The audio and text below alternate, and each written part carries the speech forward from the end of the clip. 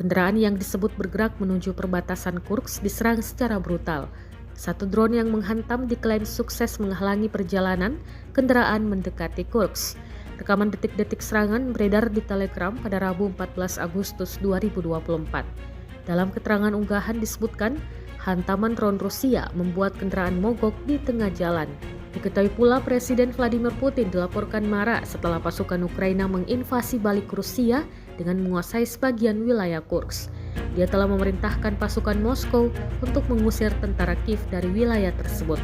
Perintah pengusiran itu disampaikan pada hari Senin saat pihak berwenang Rusia mengatakan lebih dari 120.000 orang telah dievakuasi dari medan pertempuran di wilayah Kursk.